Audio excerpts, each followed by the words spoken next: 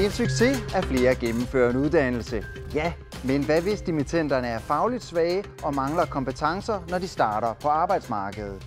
Skal Elisa Madusafiq sigte mod flest mulige studerende, eller er det vigtigere med faglige kvalifikationer? Velkommen til Rulapa.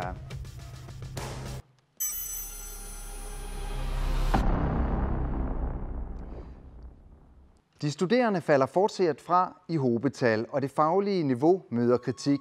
Svaret er højere adgangskrav fra Elisa Madusafiq og rektor Tina Pars. Hvorfor er det vejen frem? Vi sætter adgangskravene op på nogle af uddannelserne til næste år for at få mere motiverede studerende, få mere studieparate studerende og få mere fagligt velfunderede studerende. Hvad er sådan det grundlæggende, du mener er et succeskriterie for Elisa Madusafiq? Jamen det er jo, at vi har nogle dimittenter, som kan bruges af vores aftagere, af erhvervslivet, af det offentlige system i det hele taget, at de bruges, og man er tilfreds med det, vi leverer. Ja, og hvad er sådan lige nu den største udfordring for at nå helt i mål med det? Jamen altså, jeg synes jo, at det store frafald vidner om, at der er noget at gøre der. Nu har vi lige fået en evaluering af læreruddannelsen, som viser, at der på mange områder der også skal højnes på niveauet, og også en hel masse andre ting i læreruddannelsen. Men det store frafald vidner jo om, at enten så vælger de studerende forkert, eller også er der nogle andre årsager til, at man begynder at studere, at man ikke kan følge med, at man ikke har de faglige forudsætninger. Der er jo mange årsager til det store frafald, der er. Ja. Vivian Motzfeldt, du har på vegne af Inatsisartuts udvalg for uddannelse kritiseret de højere adgangskrav. Hvorfor det? Jeg synes, at fokus skal være et helt andet sted. Hvis man skal starte der rød tråd igen med hele systemet, så skal vi starte med folkeskolen. Hvis fundamentet er i orden, så står vi jo slet ikke her og snakker om skærpelse af uddannelseskraven til Idemagfik. Så hvor man starter med at gøre en indsats, synes jeg er et forkert sted, når vi snakker om, at fundamentet har nogle grundlæggende problemer. Godt. Og velkommen til dig, naalakkersuisoq på uddannelse, Nivi Olsen. Nu har dit eget parti jo også skrevet under på den skrivelse fra Vivian Motzfeldt, men hvor står du i den sag her? Jeg mener, vi skal satse på kvalitet frem for kvantitet, og det er på tide at tænke, at kvaliteten skal være højere. Og det med at sætte kravet højere op, det er ikke kun det. Det er en lille del af det. Vi stiller højere krav, og så siger vi selvfølgelig, at indholdet af uddannelserne, den skal også forhøjes og kvalitetssikres i fremtiden. Ja, nu driller jeg dig lidt, men jeg har talt med Poul Hansen fra udvalget i dag, og han siger faktisk også, at han bakker op om skærpede krav. Godt. Ja, men en positiv udvikling de senere år, det er i hvert fald, at der bliver flere studerende. Og hvis vi kigger på nogle tal her for de videregående uddannelser, så kan vi se, når de lige kommer på, at der har været en god stigning i antallet af studerende på de videregående uddannelser i Grønland, hvor at det er cirka stabilt antallet i Danmark af grønlandske studerende, men der er en rigtig fin stigning af studerende her i landet. En stor udfordring er til gengæld, at mange af dem de falder fra, og som nævnt så bliver manglende motivationer for lavt indgangsniveau, det bliver fremhævet som udfordringer. Og her lige om lidt så ser vi, hvordan det er gået for årgang 2011, siden de startede på deres bachelor. Det kommer her, og i 2011 der startede 164 studerende, 35 gennemførte, 30 af dem var normeret tid, 48 de faldt fra, og så er der 16, som stadig er aktive. Men det er altså knap hver anden, der falder fra. Og så kan vi sige velkommen til studerende, Dukumenguaq Nykjær Olsen og Vivi Vold, formand for Studenterforeningen i Lili. Vi starter lige med, vi kommer tilbage til jer inden længe dog. Tina Pars, højere adgangskrav, det betyder også færre studerende. Er det ikke den forkerte vej at gå? Ikke hvis vi får en større gennemførelsesprocent. Man kan sige, at vi spilder jo en masse ressourcer på sin vis ved, at så mange falder fra. Jeg synes samfundsøkonomisk er det ikke særlig klogt at placere en hel masse mennesker til en hel masse nederlag. Vi diskuterer nogle gange, jamen frafaldet skyldes det manglende evner eller sociale problemer eller økonomiske problemer, eller at man simpelthen har valgt forkert. Så der er op til forløbet af en optagelse også en rigtig vigtig opgave i at sørge for, at dem, som kommer ind, er de studerende, der skal være der. Altså hvis du skal være socialrådgiver, så skal du ville det. Hvis du skal læse samfundsvidenskab, så er det noget, du skal ville. Så motivation er vigtigt. Ja, men risikerer man ikke også, at nogle af de studerende, som jo bliver dimittenter i dag, at de bliver sorteret fra allerede tidligere, hvis man hæver kravene? Altså, hvis man tager der, hvor der kommer den største ændring, og det vil være på læreruddannelsen, der hæver man gennemsnitskravet mærkbart. Så den er på niveau med på læreruddannelsen i Danmark. Der vil vi se i de første år, at der vil være færre, der bliver optaget. Og så kunne vi jo optage en hel masse på dispensation, det vil vi også gøre. Men simpelthen af hensyn til læreruddannelsens udvikling, og den proces, den skal nu igennem, så skal der være ressourcer til i lærerstaben og ledelsesmæssigt til at få den nødvendige udvikling på læreruddannelsen, så vi får det der fundament, et bedre fundament, nogle bedre resultater i folkeskolen, for det er det, vi vil være med til. Ja, men det kommer til at gå ondt i tallene, vi så før, for læreruddannelsen er jo store leverandører af dimittenter. Det er det, og i de første år, så vil det betyde en nedgang af optaget. Vi vil sørge for i de første år at sørge for, at der er nogle hold i det hele taget, og vil optage på noget dispensation. Så lige nu er vores hold, vi begrænser antallet af hold fra 3 til 2, og dermed frigør nogle ressourcer til den udvikling, der er nødvendig. Godt. Dukko-Mingwak Nykjær Olsen, du er studerende. Hvad for nogle fordele kan du se ved, at man skærper kravene? Man får en bedre klasseundervisning, vil jeg tro. Fordi lige nu, der kan jeg se for eksempel, dem, der ikke er svage, har ikke nogle gange ikke lyst til at tage over til en forelæsning, fordi de ved, at underviseren vil bare repetere det, som vi allerede har læst. Underviseren burde ellers måske snakke om andre teorier eller komme med grønlandske eksempler, men lige nu der er det bare repetition, fordi der er så meget fokus på de svage og ikke hele klassen, kan man sige. Hvordan fungerer samarbejdet, hvis der er forskel på motivation og evner i dine klasser? For eksempel til gruppearbejde, der kan det være vanskeligt, fordi så er det kun enkelte studerende, der laver alt gruppearbejde, og nogen, der slet ikke er med. Og det gør jo også, at karakteren måske bliver lavere, eller ja, det er ikke godt. Ja, nu havde vi en studievejleder på i radioavisen, Agatha Adolfsen, der sagde det her med, at dårlig motivation, det smitter, ligesom god motivation, det smitter.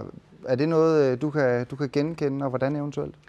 Ja, altså som jeg sagde, nogle af de studerende, de tager ikke til forelæsningerne, fordi altså, de kan jo bare lige så godt selv studere, når underviseren bare skal repetere det, vi allerede har læst.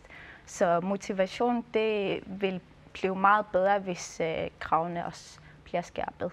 Ja. Nivi Olsen, der er udfordringer i niveauet, også i folkeskolen og på gymnasiet. Så hvorfor tilpasser man ikke ligesom niveauet på universitetet og måske sænker kravene lidt, så det matcher de forhold, der er på de forudgående uddannelser? Jeg synes, i mange år, der har vi tilpasset os i fællesnævneren. At vi tilpasser os. Vi fokuserer ikke på højeste nævner. Det er det, vi skal fokusere på, fordi det er der, hvis vi skal løfte niveauet, så skal vi gå efter det bedste. Og jeg siger ikke, at Dukko-Mingwak beviser selv. Jeg har også selv oplevet det i mange år her i Grønland, at når de dygtigste starter i starten, der er det motivation, der er helt på højt niveau. Men i løbet af meget få måneder, så falder de til i fællesnævneren der, og det synes jeg, den tankegang, den skal vi væk fra. Dukko-Mingwak Nykjær Olsen, det her med, at man fokuserer på de svage elever frem for de stærkere, det er noget, du kan genkende? Ja. Hvordan har du oplevet det i din skoletid? For eksempel, da jeg gik i folkeskole, der fik jeg ekstra opgaver ellers, men det var stadigvæk alt for...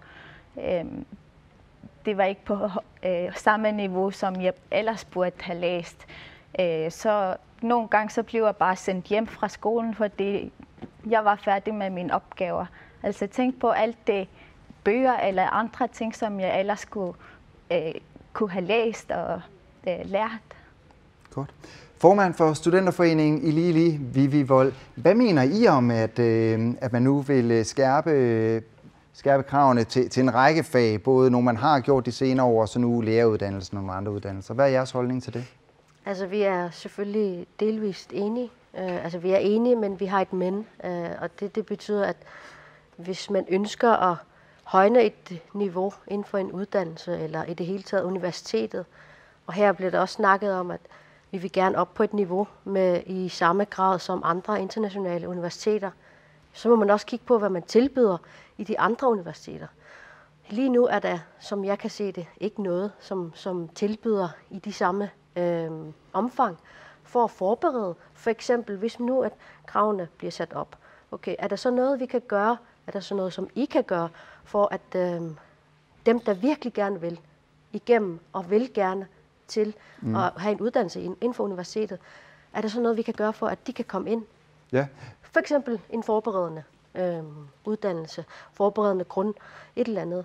Og det er der jo i andre lande, for eksempel. Og det er jo altså noget studieforberedende, før at du går ind på universitetet? Nemlig, fordi det er jo ikke enten eller. Ja. Her bliver der hele tiden snakket om, at der skal være noget elite, eller der skal være de dygtigste, uden at tænke på, hvem er resten, som egentlig gerne vil og kæmper lidt mere end dem, der måske har det lidt nemmere. Og vi kommer også senere ind på det studieforberedende, men Nivi Olsen, jeg vil lige smide den over til dig og høre, hvad er dine tanker om det?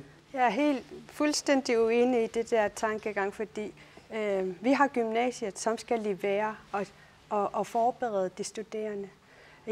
Jeg vil gerne have, at de unge mennesker færdiguddanner sig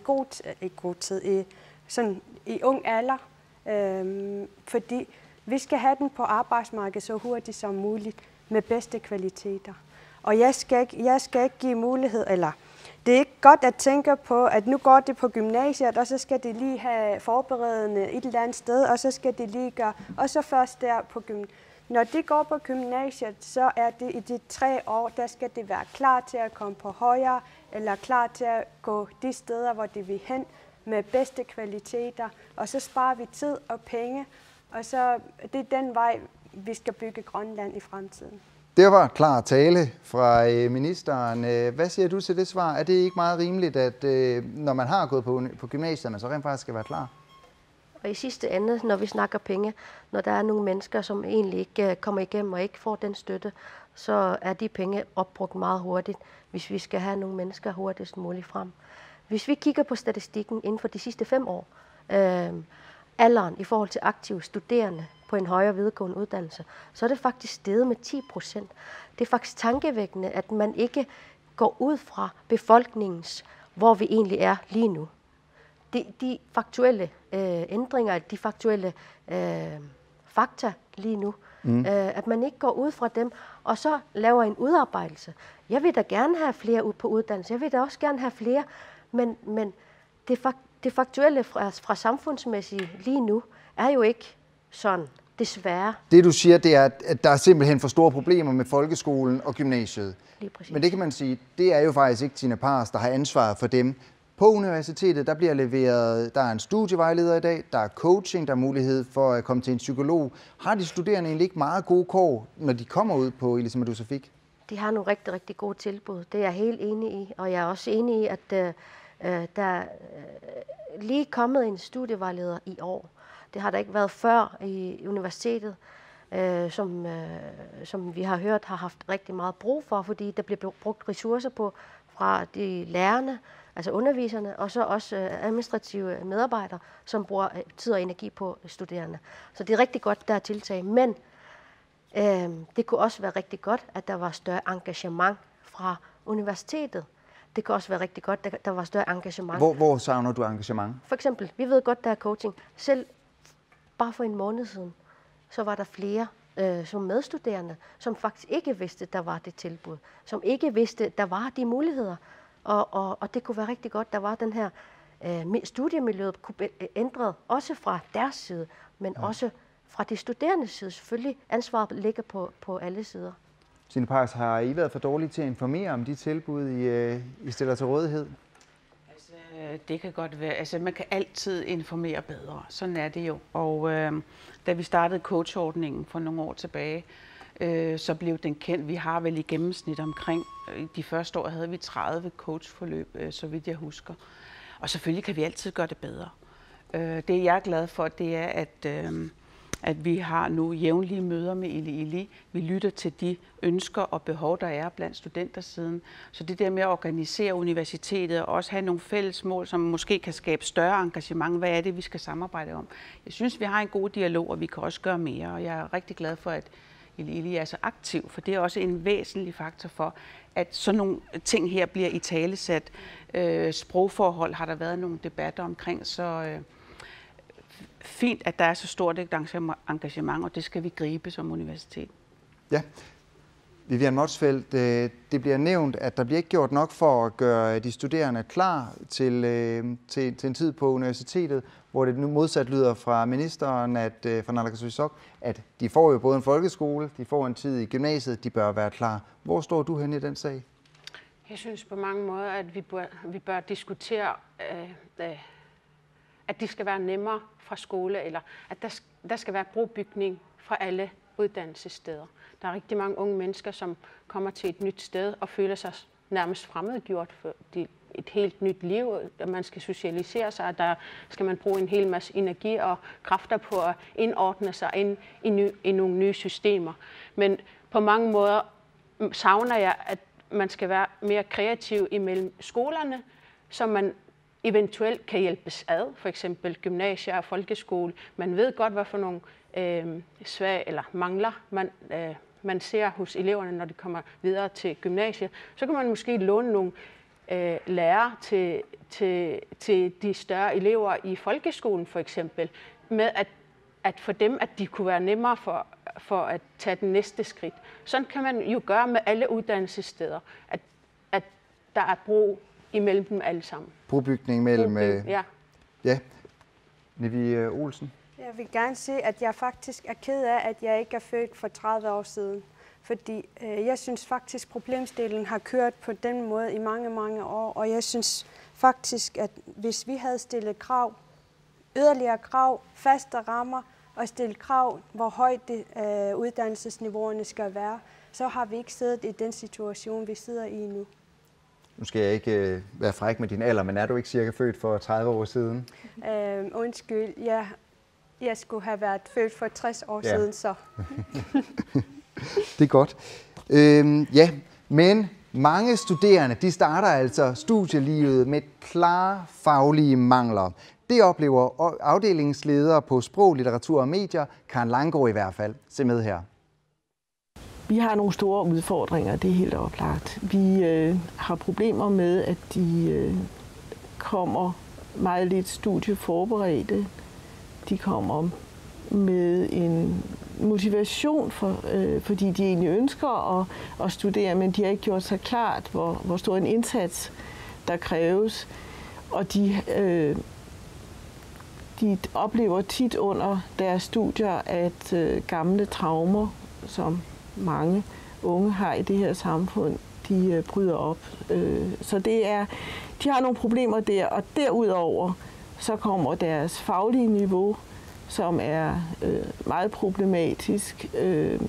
De har helt klart ikke lært nogle grundlæggende ting i deres folkeskoleforløb i Adur-Fitjalek, og det kan gymnasiet ikke nå at rette op på, og den seneste reform, som søger at sætte gymnasiet i forbindelse med folkeskolen, gør, at vi nu nok oplever endnu sværere studerende, når de starter. Og det betyder, at der er et meget stort frafald.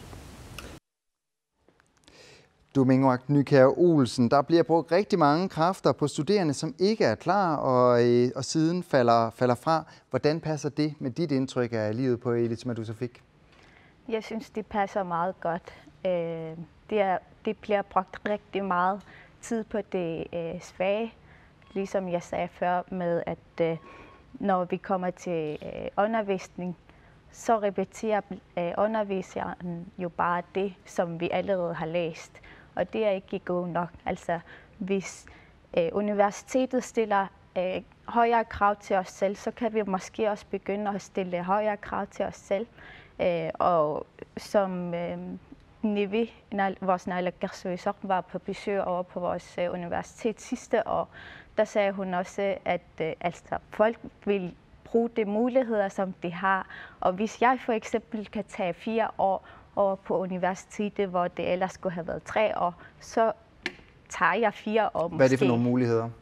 Altså, vi har mulighed for at tage et år yderligere ud over de normerede tid. Ja, det ved jeg, men hvad er det, der gør det attraktivt at gøre det?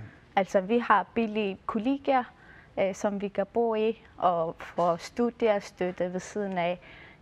Altså, som rigtig mange studerende selv siger, vi er møgforkælet, og det skal altså stoppe nu. Møgforkælede elever, det skal jeg ikke udtale mig om, men Tine Pars, det her med, at der er nogen, der måske spekulerer lidt i de økonomiske forhold, der er ved at være studerende. Nu er det jo godt, at der er nogle gode forhold for dem, men kan det være noget, der rent faktisk influerer på folks beslutning om at trække studiet lidt længere ud? Det kan vi jo høre, at sådan er det, men jeg har også indtryk af, at netop i forhold til manglende motivation, hvad er det egentlig, der gør, at man søger et studie? Er der nogle økonomiske forhold, der gør det attraktivt at være studerende, fordi man bor billigt? Det er meget svært at finde et sted at bo i Nuuk, og derfor er kollegiet en rigtig god mulighed. Så altså, vi vil helst have motiveret og studerende, som har lyst til at færdiggøre deres studier. Så derfor, altså studiet ind som den første prioritet, det er vigtigt. Ja, Nivi Olsen. Nu kommer der snart en reform inden for uddannelsesstøtte, som også gør det mere attraktivt at gøre. Det tager den tid, der bliver nu mere tid. Men jeg vil også benytte lejligheden til at sige, at de unge, vi har i dag, altså forældrene skal til at tage ansvar omkring curlingforældre, plejer det at sige, at man fejrer for små problemer i livet. Og så møder det selvfølgelig, når man bliver voksen, så er det altså ikke nemt liv i Grønland, vi har. Og der skal vi forberede vores unger, så de kan overleve den barske liv i Grønland og gøre det til bedre at leve i. Ja, Vivian Motzfeldt. Når man snakker om motivation, så kan man også spørge sig selv, hvordan kan det være, at manglen på motivation er så stor? Men det kan også godt være, fordi man mangler nogle redskaber til at begå sig på universitetslivet. Ja. Der kan være så mange ting, men at stille spørgsmålstegn igen derefter og finde ud af, hvad er det for nogen, der hæmmer vores elever, så tror jeg, at vi kommer meget mere, i stedet for bare at snakke om, at det vi gør, det er ikke godt nok. Men nu har I jo med dig som formand for uddannelsesudvalget slået hårdt på mere rummelighed, lad være med at hæve karaktererne. Når du hører Karen Langgaard og du hører Domingoak Nykjær Olsen fortælle om, hvilke problemer der kan være med fagligheden, hvad får det dig til at genoverveje noget? Det som Domingoak fortæller, det ser vi jo også i folkeskolen, det ser vi også i gymnasiet. Jo, men hvorfor, hvis folk ikke er klar, hvorfor skal de så på universitetet? Er universitetet for alle? Sådan er det ikke. Uanset hvilken land du vælger, så er universitet heller ikke. Vi har brug for alle kvalifikationer i samfundet. Så at det der med rummelighed og kvalitet, det er ikke noget, som det bør følges ad. Det ene udelukker ikke det andet. Og de siger jo også om, at fokus omkring, at vi gerne vil udvikles, den vil altid være der, og den skal også kunne rumme, men den skal bare tage udgangspunkt i os selv. Ja. Hvem skal vi ellers tage udgangspunkt men den sidste, altså det er jo klart, men den sidste evaluering, den evaluering, der er lavet af Linja Fiswak, den viser jo også, at mange af dem, der kommer ud, de får et stykke papir, og så er de måske kommet igennem med dårlige karakterer, men de mangler kompetencer. De har ikke de kompetencer, der skal til, når de skal ud og bestride et job. Det er vel ikke i samfundets interesse? Nej, overhovedet ikke. Og det vil også være for dumt, hvis det ikke er samfundets interesse. Men hvis cirklen skal fuldendes, så skal vi starte der, hvor de gør mest ondt. Det er folkeskolen og seminarier hører under Idimmark. Og når man fokuserer om de unge, som klarer sig ikke særlig godt, så snakker vi kun om dem, men vi snakker ikke om indholdet af uddannelse.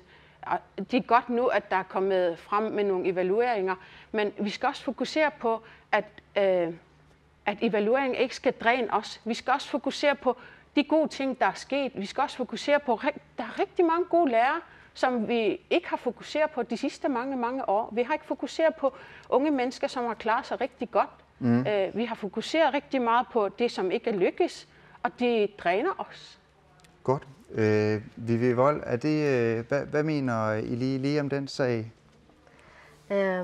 Selvfølgelig er det alles interesse, at alle skal kunne gå igennem. Og jeg mener heller ikke, at alle skal igennem en universitetsuddannelse. Jeg tror heller ikke, det er det, der taler om her overhovedet.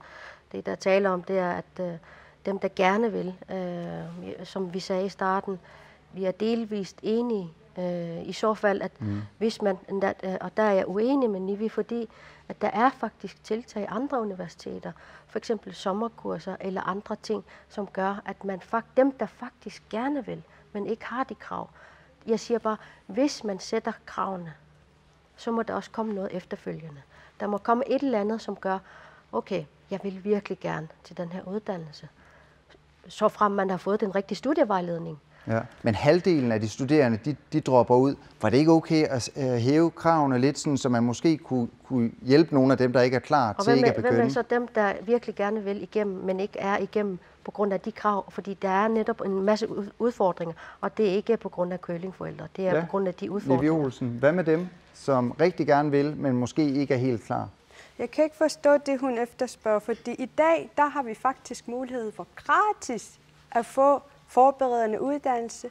De kan tage til Danmark gratis, være dernede i Danmark i 2 måneder for at få de karakterer, de har brug for at komme ind i universitetet. Jeg siger det igen, det er gratis. Kom ud, unge mennesker. Søg jeres muligheder. Det er nu, de gælder. Vivi Wold, det lyder... Hvad? Hvorfor ikke gøre de samme tiltag her, spørger jeg. Hvorfor man ikke gør det her? Ja, hvorfor at man skal tage til Danmark og gøre det? Ja, hvorfor gør vi det ikke her, Tine Pars? Jeg ved, at man kan opgradere nogle af sine karakterer i Sisimiut på gymnasiet der. Jeg ved ikke, det tror jeg også, der er muligheder for at gøre her. Det er sådan nogle ting, undskyld, jeg afbryder, men det er sådan nogle ting, hvor vi er selvfølgelig enige grundlæggende i mange ting af det her, det vi snakker om. Det er bare måden, der bliver gjort. Men hvis du både kan gøre det i Sisimiut og Danmark, så er det vel rimeligt gode forhold, er det ikke trods alt? Det var måske, hørte jeg. Man kan supplere sine karakterer. Det kan man også her i Nuuk. Ja. Og så vil jeg lige tilføje, at det er... man kan altid gøre det bedre, og man kan altid finde på nye løsninger sammen. Vi har ekstra kurser i akademisk læsning, vi har lavet sommerkurser i sprog og engelsk og så videre, og det kommer vi til at køre fremadrettet. Så jeg synes jo, vi er på vej. Og det som... Og det kan vi jo systematisere mere, men der hvor jeg bliver bekymret, det er, hvis vi får for meget studieforberedende ind på universitetet, så universitetet skal ikke slække på sit niveau. Hvis vi skal være os selv bekendt, og andre universiteter vil samarbejde med os, så skal vi holde et niveau. Og så må det studieforberedende, det synes jeg jo er politikernes opgave at sørge for, at der er nok tilbud til, at man kan komme ind på universitetet med det rigtige niveau. Ja. Vi går lige tilbage i tiden til den 18. marts, hvor Inatsisartuts udvalg for uddannelse i en pressemeddelelse stillede spørgsmålstegn ved Ilisimatussafiks skærpede adgangskrav. Så tager vi lige et citat derfra, hvor at vi kan se, at der står, udvalget ser med bekymring på, at man i et forsøg på at højne kvaliteten af en uddannelse blot udelukker dem, der allerede kæmper for at nå et vist niveau. Hvor bliver rummeligheden af? Og har vi råd til at udelukke folk fra at få en uddannelse? Hvad skal de unge, der ikke når den hævede barre? Tine Pars, hvad skal de unge, der ikke når den hævede barre?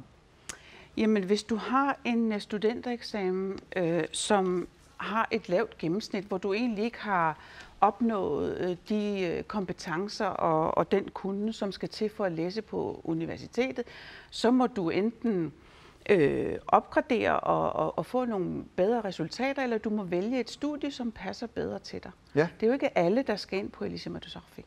Godt.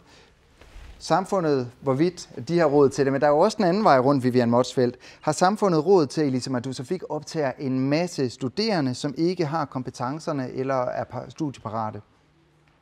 Samfundet har ikke råd til at ikke uddanne sin befolkning. Enhvers interesse i samfundet, det er at få så mange igennem Men 50% falder fra. Var det ikke bedre at fokusere mere på dem, der trods alt er klar? Man skal fokusere på dem, der er klar, men man skal også fokusere på dem, der gerne vil, men måske har nogle manglende forudsætninger. Men hvis du ikke har forudsætningerne til, du har ikke taget dig sammen i skolen og fået de karakterer, du skal have, hvorfor er det så en ret, at du skal på universitetet? Der kan der være andre uddannelser. Det er derfor, vi snakker om, at det er et forkert sted at starte. Der, hvor vi skal starte, det er der, hvor men nu er det jo, er. Det er jo universitetet, vi taler om her i Elisima Dusarik. Det er ikke folkeskolen. Folkeskolen er, som den er. Det må vi tage udgangspunkt i. Den kan vi ikke nå at redde her lige nu. Men hvad med de her mange penge, der bliver brugt på studerende, som falder fra? Hvorfor er det en god idé? Hvis vi ikke kan se samfundet som helhed, så kan vi ikke diskutere bare i små dele. Her er vi nødt til at se samfundet i helhed, og vi er nødt til at se fundamentet med. Men Tina Pars er nødt til at forholde sig til de elever, hun modtager fra gymnasierne, og ikke forholde sig til hele samfundet. Men seminarier ligger under Elisima Dusarik, og det er dem, der producerer lærere til folkeskolen. Og det hele hænger sammen der med, at hvornår ender vi cirklen, hvis vi hele tiden starter med et sted, hvor vi siger, hey, herop, lidt længere op. Men er det jo ikke næsten, altså nu har vi netop Elisima Dusarik, som tilsyneladende har produceret lærere, der mangler kompetencer, som går ud i folkeskolen, som også har store mangler. Er det ikke netop det, der ligesom er sigende for, at man skal passe på med at sætte barren for lavt, fordi så kommer de lærere ud i folkeskolen med manglende kompetencer? Jamen, jeg synes bare, at vi skal være bedre til at finde på nogle kreative løsninger, fordi vi vil gerne have så mange som muligt igennem, og vi har brug for, det andet vil være meget dyrere for samfundet, fordi alles interesse, det er at kunne selv forsørge sig selv som voksen menneske, og alle har ret til at udvikle deres kompetencer, og der skal være, det er ikke kun Elisima Dusarik, vi skal også snakke om andre muligheder ud over Elisima Dusarik, som... Men kritikken af niveauet på Elisima Dusarik, den var benhård. Har det ikke fået jer til at genoverveje jeres kritik? Nej, slet ikke. Jeg synes, at der, hvor vi skal starte, det er folkeskolen, og det er seminariet, og det er højne kvaliteten der, fordi det hele hænger sammen med uddannelse. Ja. Vivi Wold, du får lige en hurtig slutkommentar her. Jeg vil egentlig også bare lige nævne, at det kunne også være interessant at finde ud af, om man egentlig har undersøgt arbejdsmarkedet i forhold til uddannelserne. Hænger det sammen med det, der kommer ud af produkterne?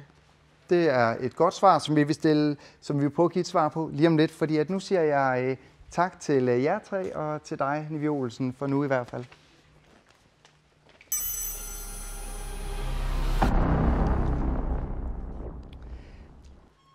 Til gengæld så siger vi velkommen til dig, Hans Peter Barlar Christensen, som er direktør i kommunernes sammenslutning Ganukuga. Og Hans Peter, Elisima Dusarik, de uddanner stadig flere personer, og det ved jeg, det er noget, du glæder dig over. Men hvordan er niveauet hos dem, I ansætter i kommunerne? Jeg vil sige, at selvfølgelig er det meget glædeligt, men niveauerne svinger meget. Og altså, man kan ikke regne med at få samme kompetenceniveau hos alle. Det er simpelthen for svingende. Ja, de er svingende, men hvordan passer de kompetencer, de kommer ud med i forhold til de karakterer, de så også har fået fra Elisima Dusarik? Jeg vil sige det sådan, at vi står i en situation med et arbejdsmarked, hvor vi simpelthen tager alt med et stykke papir, havde jeg nær sagt. Fordi at det regner vi med at kvalitetsstempel. Det er det jo så ikke altid. Så det er ikke karaktererne som sådan, vi kigger på. Men det vi kan konstatere, det er, at de mangler en hel del redskaber til at kunne håndtere deres nye arbejdssituation. Og desværre der må vi så også konstatere, at en del af dem, de knækker nakken på den. Det, der skulle være en glædelig ting, start på et nyt arbejde, færdiggjort uddannelse, gå hen og bliver en temmelig hård ting for rigtig mange. Ja, Tina Pars, hvordan kan det være, at der er nogen, der kommer ud med et diplom, men så alligevel mangler kompetencerne? Altså, der er mange ting i det. Hvad er det for nogle uddannelser, vi snakker om? Nu har vi en evaluering på læreruddannelsen, som fortæller noget konkret. for de andre uddannelser. Jeg ved ikke lige præcis, hvad det er for nogle HP peger på. Men vi kan jo konstatere, og det er jo helt rigtigt, at mange af vores studerende, de får jo jobs og gode lønninger med en bachelor, selvom vi ved, at der også er et kandidatforløb efterfølgende. Derfor kommer de ud i konkurrence med nogen, som har en kandidateksamen fra andre universiteter. Så det er klart, vi uddanner i gennemsnit 6, 7, 8 kandidater om året, og vi uddanner 70 bachelorer om året. Så langt de fleste af dem, der kommer ud og har et job, det er på bachelorniveau. Og der sker også noget, når man går på et kandidatforløb i forhold til kompetencer. Ja, og så er der jo netop det her spørgsmål. Karen Langgaard pegede på det den anden dag, at arbejdspladserne skal jo altså også huske at tjekke, at der er forskel på, om man har fået A eller om man har fået E. Jeg vil lige sige det sådan, at det jeg snakker om, det er, vi primært aftager af professionsbachelorer. Og det er dem, jeg hæfter dem med. Det er nogen, der skal have med mennesker at gøre, det er nogen, der skal have med vores børn at gøre. Og der kan man sige, at der man formået, at de har noget metode, de har noget håndværk, at de har noget de kan anvende. Og jeg vil så også straks sige, at det ikke er en kritik af dem, der har taget en uddannelse. Tværtimod, de skal have et klap på skulderen, og vi skal klappe i hænderne over, at de har gjort det. Men der synes jeg, at et eller andet sted, der har vi altså svigtet som system, at vi har kunne overse, at vi sender dem ud i et erhvervsliv eller på et arbejdsmarked, hvor at de rent faktisk får desværre lidt for mange vedkommende ikke er parat. Ja.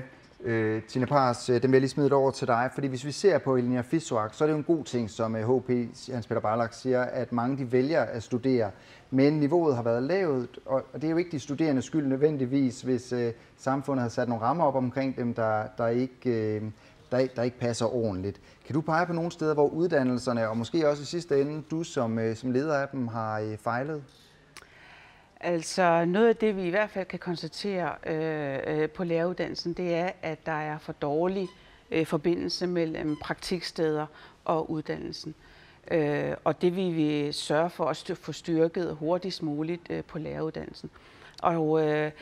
Men det er jo en tovejs ting. Altså, det er jo ikke, læreruddannelsen kan ikke løfte hele kvaliteten alene. Der er en dialog med skolerne, med de instanser, der arbejder omkring det her skolesamfund, som er så vigtigt, og som jeg synes, at der må være en politisk ledelse, som tager ansvar, og der sker noget koordinering på det her område. Vi skal løfte i flok, og Linea Fissuak kan ikke klare det hele. Vi er simpelthen afhængige af at have et godt samarbejde med kommunerne, med skolerne, med lærernes forening og med selvstyret. Ja, vi går lige videre til netop den her evaluering af læreruddannelsen, som er den eneste store evaluering af en videregående uddannelse her i landet. Og det var jo en regulær mavepumper. Men bestyrelsesformand for Ilisimatusarfik, Minik Rosing, peger på, at hele Ilisimatusarfik altså ikke nødvendigvis skal tage til indtægt for de mangler, den viser. Hør med her.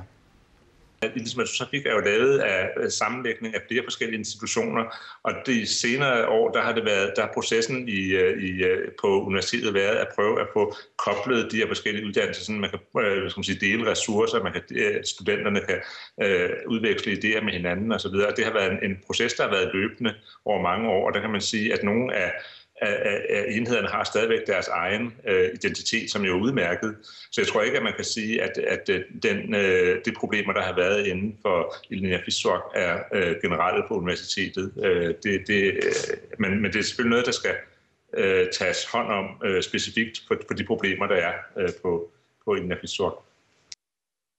Hans Peter Barlach Christensen, det er ikke generelle problemer for Ilisimatusarfik måske, men er det isolerede problemer til Linea Fissuak? Det ved vi jo af gode grunde ikke, fordi at eftersom der ikke er lavet en evaluering af hvad skal man sige, den konstruktion, som vi lavede, der hedder Ilisimatusarfik, hvor vi lagde forskellige uddannelser ind under hinanden. Så det har jeg svært ved at udtale mig om, men jeg kan have en formodning om, at det håb om synergi, som man der ud med, at den ikke er opfyldt. Og jeg mener faktisk, at man bør gå ind og så kigge på det, om ikke andet evaluere for at få det i spænd. Fordi at det vi jo så også mærker, det er, at vi har meget lidt dialog med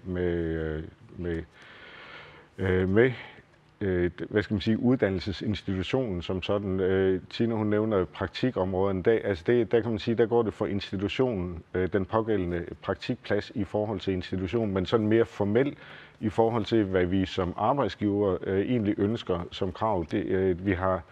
Vi har jo desværre folk, der kommer ud, som ikke kender de grundlæggende lovgivninger, de skal administrere efter. Vi har folk, der bliver sat for ulvene, om man så må sige, og skal begynde at sætte sig ind i, hvad det er for nogle reguleringer, de er omfattet af. Og der mener vi faktisk, at vi kan bidrage med en hel del ting, som gør dem forberedte på at kunne påtage sig et arbejde. Så man kan sige, at nu har de kæmpet for at få den her uddannelse, og de skal virkelig have stor ros for det. Så skal vi altså ikke sætte dem i en situation, hvor de ryger ind i en ordentlig byge af små nederlag hele tiden, og hvor de selv skal tage hånd om ligesom at komme videre. Og der vil jeg så også sige omvendt, ved den dialog, så vil vi jo også som arbejdsgiver blive bedre til at kunne modtage den, fordi vi ved, hvilke forudsætninger uddannelserne lægger til grund for at kunne sende den til os. Ja. Tina Pars. Ja, altså det er jo rigtig vigtigt, at uddannelserne har en tæt kontakt med aftagerne. Nogle af uddannelserne har tæt kontakt til deres aftagere, har aftagerpaneler og arrangerer møder for at mødes med aftagerne. Men et formaliseret organ på et højere plan, det er rigtigt, det findes der ikke. Den enkelte uddannelse skal sørge for, at der er et tæt kontakt til aftagerpanelet, men om det formelle organ, jeg synes jo, at naalakkersuisut også bør nedsætte et koordineringsråd på et højere plan, og vi på universitetet kan diskutere, jamen hvor er det, at vi har jo en bestyrelse, og vi har en lovgivning, vi ligesom retter ind under. Ja, men den er i hvert fald givet videre til naalakkersuisut. Og jeg siger tak til jer to, fordi I kommer og deltog. Nu er det nemlig blevet tid til at lukke politikerne tilbage i studiet.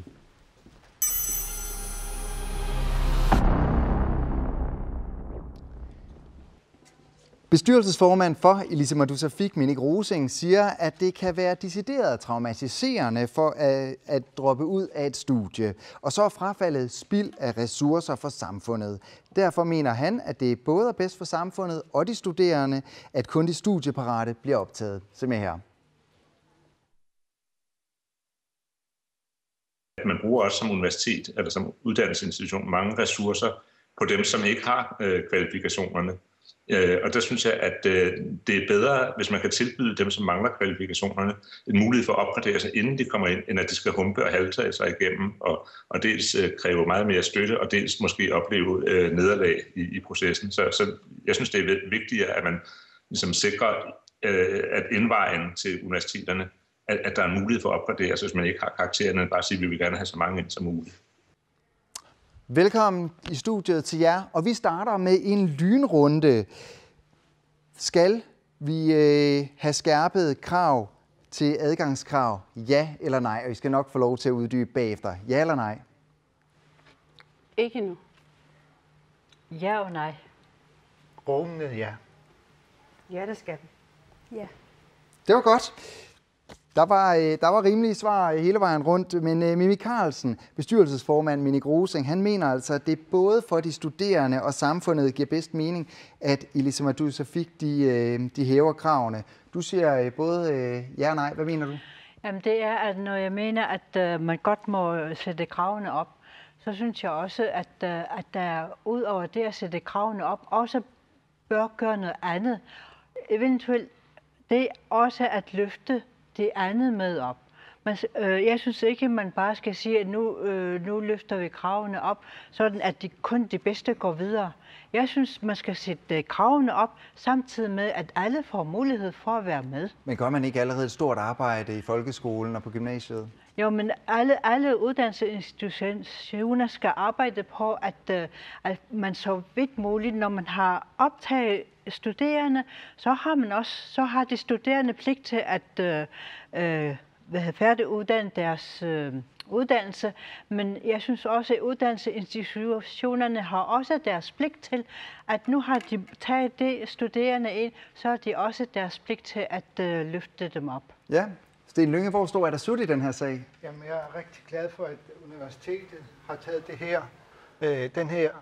det her ansvar på sig og sagt, nu skal vi have højere faglighed, og det betyder højere adgangskrav det vil smitte af på resten af samfundet på en positiv måde gennem tiden, fordi når optagelseskravene bliver højere, jamen, så skal de andre også indrette sig efter det.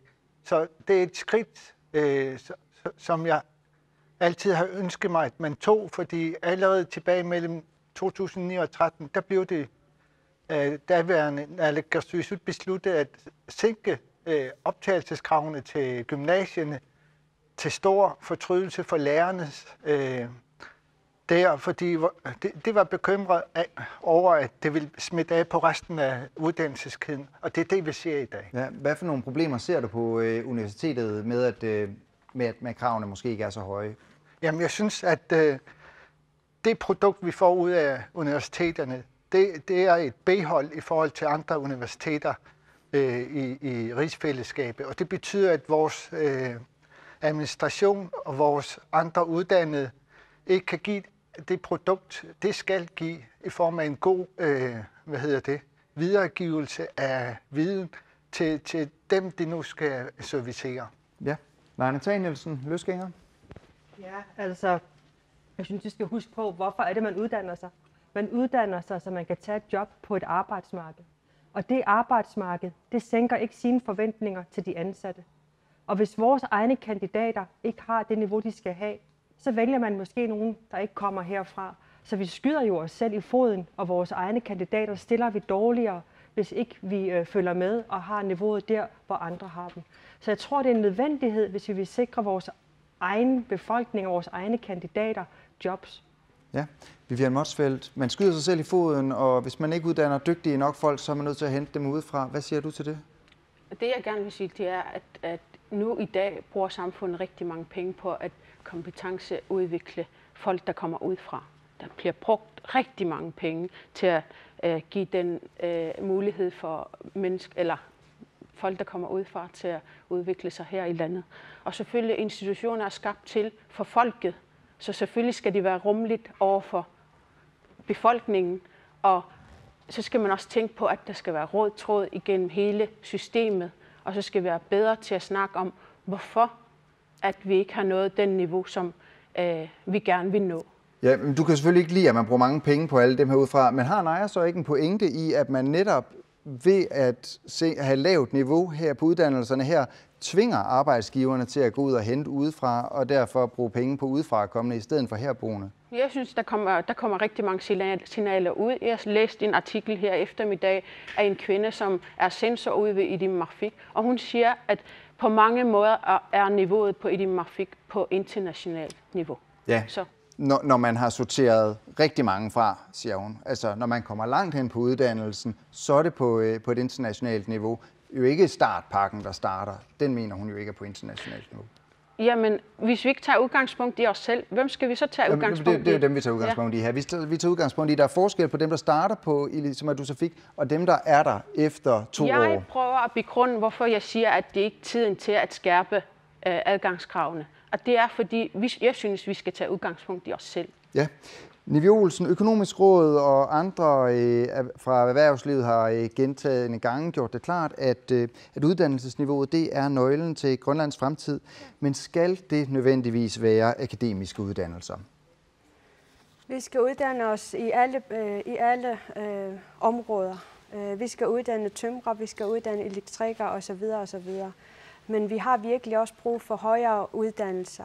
Her i Grønland, der har vi arbejdsstyrken kun 30% af dem, der er uddannet. Og det er jo også tegn på, at vi ikke har stillet højere krav, at vi ikke har taget hånd om selve uddannelsen, folkeskolen og gymnasiet. Og det er virkelig det, der gør livet svært her i Grønland. Det er, at viden er alt for lav i dag. Ja, Naja Danielsen. Jeg tror, når vi snakker om det, så taler vi tit om, at det er også fordi folkeskolen ikke leverer, eller gymnasiet ikke leverer. Men jeg synes faktisk, der er en faktor, vi glemmer at tale om, og det er noget meget mere alment. Og det er, at vi bliver nødt til her i landet at udvikle vores kritiske sans, for det er den, man bruger igennem uddannelsen og også på et arbejdsmarked. Og jeg tror, vi i dag bliver lidt hæmmet af, at vi har et børnesyn, hvor vi siger, børn skal helst ikke tale voksne imod. Vi bliver lidt utilpasset, når vi har konflikter. Vi er ikke så gode til at debattere. Vi er ikke så gode til at stille krav til hinanden, for det virker uvenligt. Og hvis man har sådan en høflighedskultur, hvor vi hele tiden er lidt bange for måske at stille krav, så hæmmer vi jo vores unge i at gøre det og opnå det niveau, de skal. For jeg tror bestemt ikke, at vores grønlandske børn og unge, de er jo ikke dummere end alle andre. De er rigtig dygtige, og derfor skal de også gives den mulighed for at excellere. Og der tror jeg, at nogle gange, vi holder dem lidt tilbage selv. Så det handler altså også om en værdidebat. Ja, Sten Lynge. Ja, jeg mener, at det ansvar, som universitetet udviser, vil få en rigtig god effekt på resten af samfundet, også uddannelseskæden. Men når det er sagt, så er det vigtigt, at den kvalitet, vi efterspørger hos universitetet, den skal ikke starte med alt for lave optagelseskrav. Det er ikke deres ansvar at højne eleverne til at komme op på et startniveau, som man plejer at have andre steder. Det startniveau skal det have allerede fået, inden det kommer ind. Og det er der ansvaret skal placeres, og ikke hos universitetet. Sådan vil det også gælde i forhold til gymnasier. Det er ikke gymnasiets ansvar at få folk, som ikke har de nødvendige folkeskoleegenskaber til at kunne komme ind på en almindelig krav, at højne dem. Og det er det, de gør i dag. Og det er en meget uheldig udvikling, der har været igennem. Ja, Vivian Motzfeldt, Mimi Carlsen. Man har ikke stillet nok krav igennem mange år, lyder det herfra. Du har arbejdet med uddannelser i mange år. Ja. Hvad er dit syn på det? Jeg synes, man har sat krav mange steder. Og jeg synes, man skal stille krav sådan, at de fleste har mulighed for at opfylde de krav. Jeg tænker meget på en uddannelsesinstitution, der siger, at nu får vi elever ind, som vi selv har godkendt, kommer ind på den her uddannelsesinstitution, og så må vi tage de studerende derfra, hvor de kommer, og så er det så vores opgave at sammen med dem at uddanne dem og så højne deres kvalitet. Og det synes jeg, alle uddannelsesinstitutioner skal være bedre til. Ja, Nivi Olsen. Jamen det er helt klart det, der har været galt i mange år. Vi fokuserer på det laveste niveau, eller uddannelsesstederne har tilpasset sig efter den niveau, som eleverne befinder sig i. Og det er det, vi skal komme ud fra. Vi skal stille krav, og så skal den gruppe gerne prøve på at tage det som en opdragelse, eller hvad det nu kan være, som krav, og sige, nu skal vi altså tage os sammen til at lave lektier, komme til tiden osv., for at nå derop. For at kunne konkurrere med omverdenen, for at kunne konkurrere med os selv, og så dermed kan være i sidste ende være selvstændige og stå på egen ben. Ja, Maja Nathanielsen. Jeg er faktisk enig med det, Nivi Olsen siger, men jeg er også enig i det, som der blev sagt af Vivi Wold fra Eli, det her med, at så bliver man også nødt til for eksempel at tage det med studieforberedelse til sig, fordi for mig er det målet, at vi sætter krav, og vi højner niveauet. Det bliver vi nødt til. Men vi må også have udgangspunkt i virkeligheden, og der tror jeg altså, at vi bliver nødt til at have noget mere studieforberedelse, end vi har i dag. For det er ikke godt nok. Ja, hvad siger du til det, Sten Lynge? Helt enig. Det er kvaliteten, vi skal have højne heroppe på alle niveauer. Når man så som universitet eller uddannelsessted har høje krav, så skal det også følge af, at der kommer nogle gode studiemiljøer, sådan så at man hele tiden støtter op omkring for det elever, der nu engang måtte have brug for støtte. Men det er ikke curling-samfund, vi skal udvikle på baggrund af uddannelseskæden. Det er grunduddannelserne, som skal være bedre, end det er i dag. Ja, Vivian Motzfeldt, du får lige lov til at runde af her. Jeg synes, man har snakket så meget om det der med curling af forældre. Jeg synes ikke, det er retfærdigt over for unge mennesker, for det er meget mangfoldigt, at de skal ses på mange forskellige perspektiver, fordi det er så nemt at generalisere. Jeg tror, rigtig mange unge mennesker går igennem en hel masse forskellige udfordringer, og nogle af dem kommer fra kysten, og nogle af dem kommer fra bygder, og man skal passe på med at generalisere alt, hvad man kommer ud med, og det er heller ikke det, der er løsningen. Jeg synes også, der er gjort rigtig mange indsatser også inden for gymnasiet. Reformen startede i 2012, Og der kan man allerede vælge sin studieretning, så man er tunet til, hvordan man kommer videre fra gymnasiet. Jeg synes, man gør nogle indsats, som man også overser, når man snakker kun om de ting, der ikke lykkes. Ja, det bliver sidste ord for i aften. Der bliver nok ikke enighed om det her, men der er til gengæld mange holdninger. Vi er tilbage med næste gang Rolaba om 14 dage. På gensyn.